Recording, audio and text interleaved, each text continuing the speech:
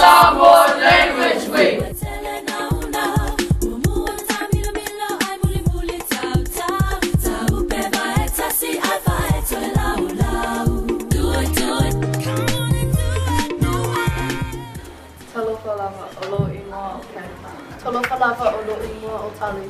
Today we will be teaching you how to say the days of the week in Samoa.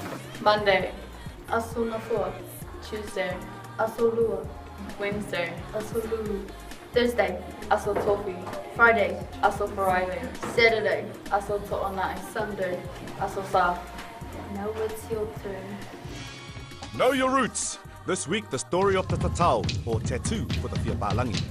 Back in the day, Siamese twins from Samoa, Taima and Tilawhai Ngā, were violently separated with angers and heats, and they decided to run away. Polynesians were way better swimmers back then compared to today. This is a fact. Just look at the number of drownings on church picnics to the beach. Anyway, the sisters eventually made it all the way to Fiji. That's a big swim. There they learnt the art of the skin, given to women from the gods for their protection and to show their mana. Gods were way into equal rights back then.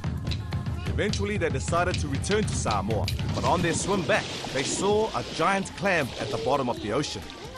It must have been a pretty impressive clam to distract the sisters, eager to get home and show off their new tats to their mates, like most teens are.